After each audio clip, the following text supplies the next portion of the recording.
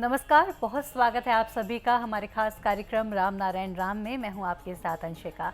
तो दर्शकों, आज की जो श्रृंखला चल रही है हमारी राम नारायण राम की, इसमें हम दो भाषाओं से बालक ब्रह्मचारी जी के दृष्टिकोण को, नज़रिए को समझ रहे हैं।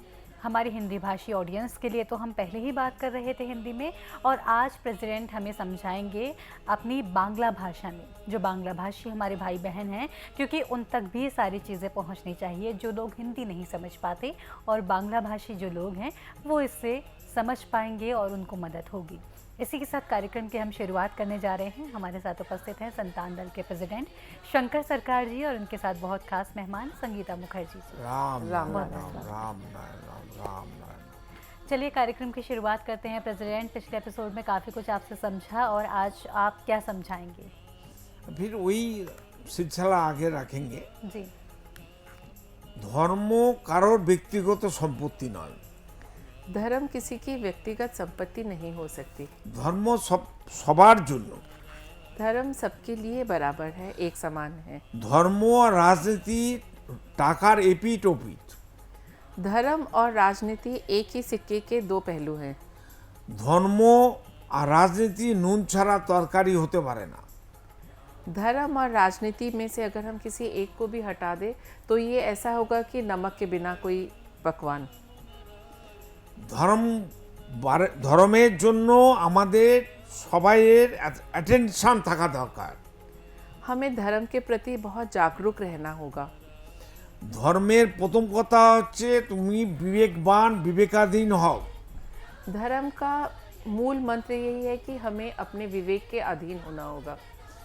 ধর্মের কথা হচ্ছে তুমি আগে সহজ সরল হও। खुद को बहुत सहज और सरल रखना होगा। যেমন জল সহজ সরল, जैसे कि पानी बिल्कुल सहज और सरल है, হাওয়া সহজ সরল হয়। हवा भी बिल्कुल सहज और सरल है। আমি আমার মতো ওদেরকে নিতে পারি, খেতে পারি, বুঝতে পারি। हम जैसे अपने ही ज़रूरत के हिसाब से पानी और हवा को ले सकते हैं। জরুরতমান হিসাব সে ज़रूरत के मन हिसाब हिसाब से से। उनको हम ग्रहण कर सकते हैं। छोड़ भी सकते हैं। जी। ধর্ম প্রত্যেকের জন্য এক। धर्म सबके लिए एक समान होना चाहिए। ধর্ম নিয়ে ব্যবসা চলবে না এই পৃথিবীতে। इस पृथ्वी में धर्म को व्यापार बनाने वालों का बहिष्कार करना होगा। যারা ধর্মের নামে ব্যবসা করছে তাদেরকে চিহ্নিত করা হোক। कुछ लोग जो धर्म को एक व्यवसाय के रूप में लेके बैठे हुए हैं, उनको हमें पहचानना होगा और उनको हमें उचित दंड देना होगा। ধর্ম হচ্ছে বস্তুবাদ। ধর্ম হচ্ছে পার্টিকেলসের অস্তিত্ব। धर्म एक वस्तुवाद चीज़ है বস্তুর অস্তিত্ব। और एक वस्तु का अस्तित्व है। ধর্মকে বুঝতে হবে ধন মন তন দিয়ে। धर्म को हमें अपने धन मन तन से समझना होगा। ধর্ম না বুঝলে জীবনটা বেকার হয়ে যাবে। अगर हम धर्म को ही ना समझ पाए तो हमारा जीवन ही व्यर्थ है। ধর্ম মানে মূর্তি পুজো নয়। धर्म का मतलब सिर्फ मूर्ति पूजा ही नहीं है। ধর্ম মানে হিন্দু মুসলমান খ্রিস্টান জৈন নয়। धर्म का मतलब जातिवाद नहीं है कि हम किस धर्म को माने। ধর্ম মানে হিন্দু মুসলমান খ্রিস্টান জৈন নয়। धर्म का मतलब ये नहीं कि कोई हिंदू है, कोई मुस्लिम है या कोई क्रिश्चियन है। हो नहीं सकता। ऐसा हो ही नहीं सकता। যেমনভাবে জলকে ভাগ করা যায় না, বাতাসকে ভাগ করা যায় না, পৃথিবীকে টুকরো টুকরো করা যায় না, সূর্য আলোকেও টুকরো টুকরো করা যায় না। जिस तरह से हम जल का विभाजन नहीं कर सकते, सूर्य की रोशनी का विभाजन नहीं कर सकते, उसी प्रकार धर्म हवा का भी हवा पानी को भी नहीं कर सकता है। बिल्कुल, तो उसी तरह धर्म का भी विभाजन हो ही नहीं सकता। कर नहीं सकता है। आप कुछ कहना चाह रहे थे? जी, मैं चाह रही हूँ जैसा कि आप समझा रहे हैं प्रेसिडेंट, मुझे लगता है हमारे जो बांग्ला भाषी ऑडियंस हैं उनको भी समझ में आ रहा है, और हिंदी भाषी ऑडियंस को तो मैम आप समझा ही रहे हैं बहुत प्यार से। धर्म की बात चल रही है, मेरा एक सवाल था धर्म को लेकर के, क्योंकि हम इस पर चर्चा ऑलरेडी हम और भी ज़्यादा कर चुके हैं, तो उसमें ज़्यादा डीप में मैं नहीं जाना चाहूँगी। लेकिन प्रेसिडेंट, धर्म को लेकर लोगों की बहुत आस्थाएँ जुड़ी होती हैं। जैसे कि आपने कहा कि धर्म का जो अर्थ होता है वो सिर्फ जो हमारा सनातन है या मुस्लिम है, सिख, ईसाई है, वो नहीं होता है। तो एक व्यक्ति का धर्म, आप जो कहते हैं प्रकृति होती है, उसको हमें समझना चाहिए, और प्रकृति ही एकमात्र ऐसी चीज़ है जो हमें जीने का सही नज़रिया सही ढंग सिखा रही है। तो इसको अब अपने जीवन में कैसे लाएं? ধর্ম का বস্তু छोड़के अब बोलो ধর্মের কোনো বস্তুকে বাদ দিয়ে আমাদের দেহের ধর্মের অস্তিত্ব থাকবে কি? अगर धर्म को ही हम छोड़ दे तो हमारे देह की कोई वस्तु का वस्तुत्व। अवशेष रहेगा क्या? धर्म का वस्तु से हमारा सबका शरीर बन चुके हैं। शरीर ही हमारा असली धर्म है। जी, पानी, हवा, मिट्टी, ऊर्जा, सूरज और आसमान, यही तो धर्म का असली वस्तु का वस्तुत्व है। ये पंच तत्व को छोड़ के कोई धर्म हो नहीं सकता है, और आदमी का बना हुआ धर्म हमारा धर्म नहीं है। उनका हो सकता है, सबका हो सकता है। हम तो असली बात बताएंगे, बिल्कुल। कोई सुने या ना सुने, कोई माने या ना माने। हमारा जो जानकारी है आसमान का जानकारी, आसमान का बात, धर्म का बात, जो सही बात है नहीं सुनेगा सब मरेगा, पछताएगा। धरती 52 टाइम्स उलट पलट हो चुके हैं, बताओ। प्रेसिडेंट का कहना है कि पृथ्वी 50 बार से भी ज्यादा ऊपर 52 52 बार 52 टाइम्स ऊपर का नीचे उथल पथल हो चुकी है, और इस उथल पथल में पूरी मानव जाति ऑलमोस्ट ख़त्म हो ही चुकी है। ये जो नई हमारी जनरेशन है या जो भी है, अगर इसको हमें सही डायरेक्शन में हम अभी भी नहीं लेके जाएंगे तो वो धर्म का असली माने कभी समझ ही नहीं पाएंगे। फिर हमको सबको खत्म होना है। फिर ख़त्म होना ही पड़ेगा। इसलिए धर्मेर वस्तु दिए हमारे देहटा तैरी, बोलो धर्म की ही वस्तु से हमारा देह तैयार हुआ है। हमारा शरीर धर्मेर ही वस्तु, सब किछु हमारा पूरा शरीर धर्म की ही वस्तु है, पंचभूतेर वस्तु। पंचभूत है जो उसी से तैयार किया गया है। ক্ষিতি অব তেজ মরুদ্গম, পানি, জল, বাতাস, সূর্য, পৃথিবী, আকাশ, এই 5 পঞ্চতত্ত্ব আমাদের ধর্মের বস্তুদের দেহটা তৈরি। जैसे कि पानी, मिट्टी, पृथ्वी, ऊर्जा, सूर्य और आकाश, इन चीज़ों से ही हमारा शरीर तैयार हुआ है, और वही धर्म की वस्तु है। ये पंचभूत छोड़ के कोई धर्म होते ही पारे ना। इन पंचभूत को छोड़ के और कोई चीज़ हमारा धर्म हो ही नहीं सकता। निमक, अगर निमक যদি খানা মানে খাবার যে বানাবে তাতে নুন না দেয় তাহলে সে খাবার কি খাবারের উপযুক্ত হবে? अगर हम खाने में नमक ही ना डालें तो क्या वो खाना खाने लायक रह जाएगा? সেই জন্য ধর্মকে জানতে হবে, বুঝতে হবে সবাইকে। इसीलिए हमें अभी से ही धर्म को जानना होगा, समझना होगा कि असली धर्म क्या है। জলের মধ্যে, সমুদ্রের মধ্যে, সাগরের মধ্যে যত প্রাণী আছে তাদের ধর্ম কি? जितने भी पानी में या समुद्र में या नदी में जितने भी जीव जंतु पाए जाते हैं, उनका क्या धर्म है? जंगल में, अमेजन जंगल में, फॉरेस्ट में जो जंतु जानवर, जीव जंतु, उद्भिद আছে তাদের ধর্ম কি? जितने भी घने जंगलों में जितने भी कीट पतंग जंतु जानवर पाए जाते हैं, उनका क्या धर्म है? ওই সমুদ্রের নিচে জঙ্গলে স্কুল, কলেজ, হসপিটাল, ধর্মের মন্দির, মসজিদ কোথায়? घने जंगलों में या समुद्र के बिल्कुल नीचे या बीच समुद्र में, वहाँ पे क्या कोई स्कूल है या कोई मंदिर है या कोई हॉस्पिटल है? कुछ भी तो नहीं है। ওদের কি ধর্মের প্রয়োজন নেই? क्या उनको धर्म की आवश्यकता नहीं हुई कभी? মানুষের জন্যই শুধু ধর্ম, सिर्फ इंसान को ही धर्म की ज़रूरत हुई, আর ওইটাই মানুষের তৈরি করা মিথ্যা ধর্ম। और वो भी इंसान द्वारा रचित झूठा धर्म है। মানুষ এত শিক্ষিত, জ্ঞানী, বুদ্ধিমান, চিন্তাশীল, কর্মশীল, তারা কবে এটা নিয়ে ভাববে? इंसान जो कि इतना चिंताशील, इतना बुद्धिमान, इतना कर्मशील है, वो कब जागेंगे और कब इस बारे में सोचेंगे? এত মন্দির, মসজিদ, গির্জা করোড় করোড় টাকা নষ্ট করছে কেন? इतने जितने भी मंदिर निर्माण या मस्जिद या गिरिजाघर या गुरुद्वारे, इतना इसमें व्यर्थ हमारा लोगों का कमाया हुआ पैसा जो खर्च हो रहा है, ये इसका हिसाब कौन देगा? क्या ज़रूरत है इनकी?